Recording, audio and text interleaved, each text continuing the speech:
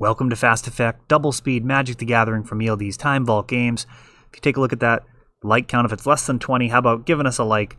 Help out that YouTube algorithm and spread the love of Legacy.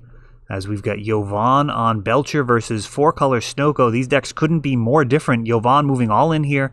Simian Spirit Guide for Rite of Flame, 2 red mana. Will this be Empty the Warrens or will it be Belcher? And will Spencer be able to stop this?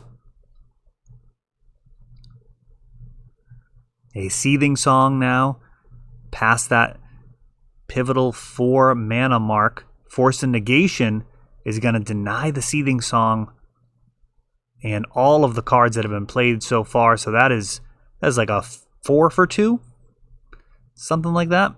That's pretty significant swing. And now Spencer is tasked with closing the game out before Jovan can rebuild.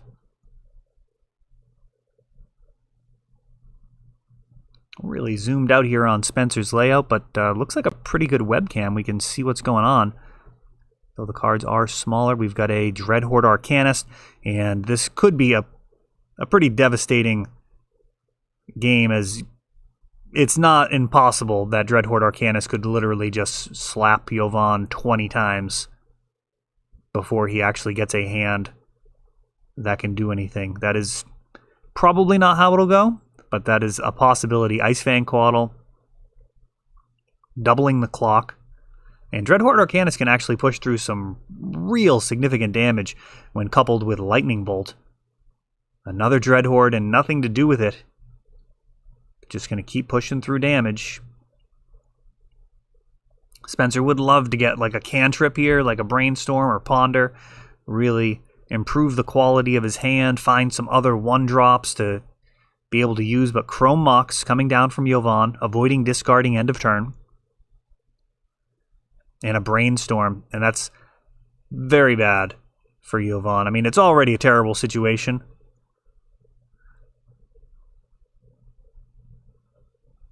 More damage coming in, Brainstorm again, fetching in response, shuffling those 2 dead cards off the top of the library. I didn't actually catch them going back, but I'm sure they did, or the comments will let us know if that was missed. It's a pretty rare thing to not catch that. Though I do remember the first time that I cast my Ancestral Recall, I believe it was the first time, in a actual tournament. I was playing Miracle Grow and resolved an Ancestral Recall and proceeded to put 2 cards back on top of my library. My opponent had no idea what was happening.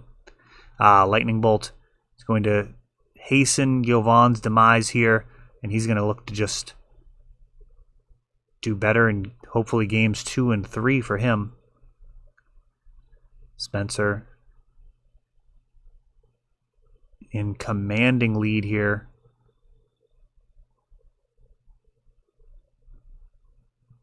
Getting ready to turn everything sideways. He's got 3 damage already. If he can find another burn spell, that will do.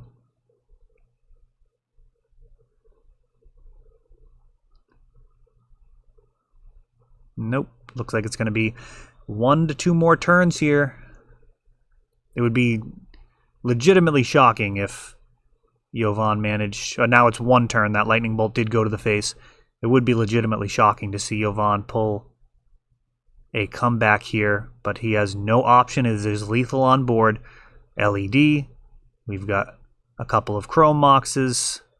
A possibly Desperate Ritual, aptly named in this situation, into Seething Song, going for 5 mana, and another Force and Negation. This game ending.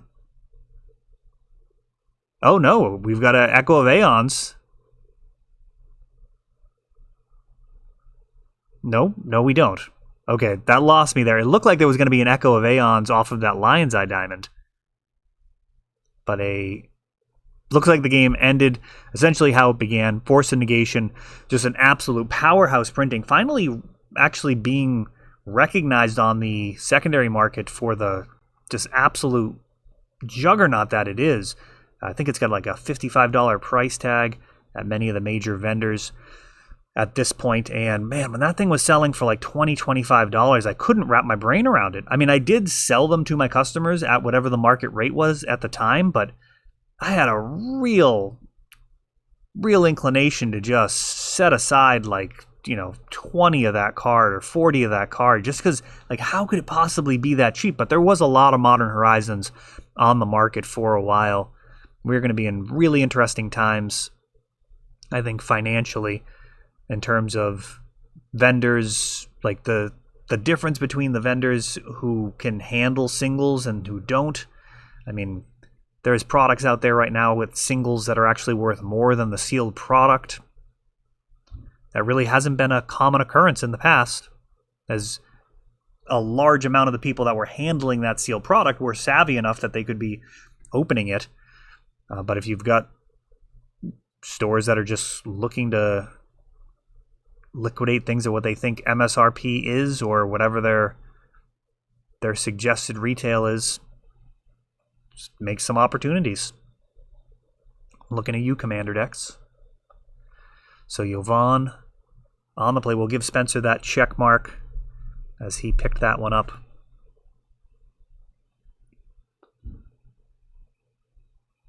This would be the early game for Belcher, entering into the mid game. Oh no.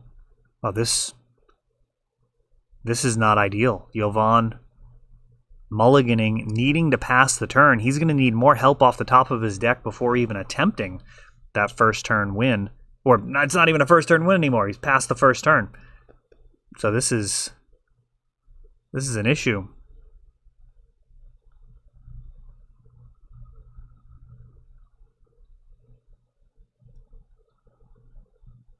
Ponder and Arkham's Astrolabe.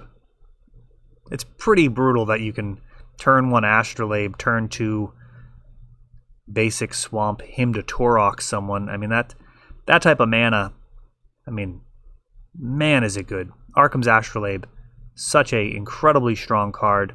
Slightly surprising with the amount of hate that it gets, given that it's an alternative to dual lands in some regards. Now we've got a Tinderwall off of Chrome Mox, and Yovan pumping the brakes after that. He's going to need that Chrome Mox mana again on the next turn.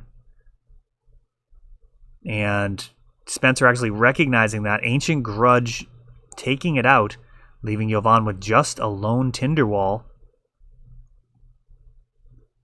The other parts of Tinderwall, often, I mean, not often, but they do occasionally come up. I've seen Juggernauts being totally unimpeded by the presence of Tinderwall.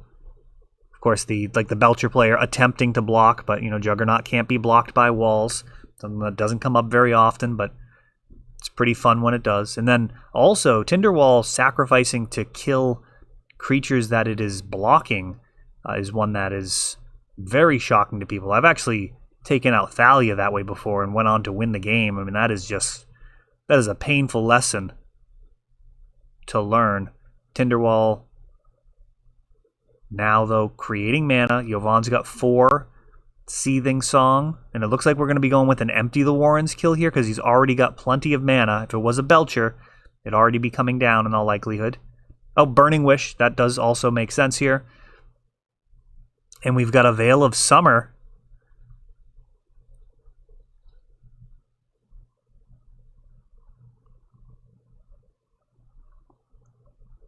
Oh, it was a double force? That was very fast. Had a tough time following that. I believe Spencer actually just like immediately double forced the Veil, forced the Burning Wish.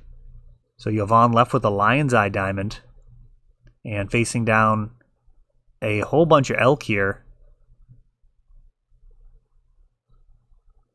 Ancient Grudge flashing back, taking out that LED.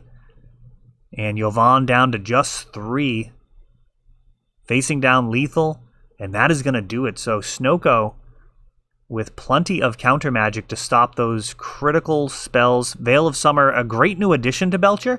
But in that match, ultimately not enough to get past SnOko's defenses. That is all for this one. But don't worry, there is a lot more. You can check out our older videos, and we're always putting out new videos from ELD's Time Vault Games in Bellingham, Massachusetts. If you want to help the channel, of course, you can like, subscribe, share, tap that notification bell so you can know the next time our new videos come out. Thanks for watching.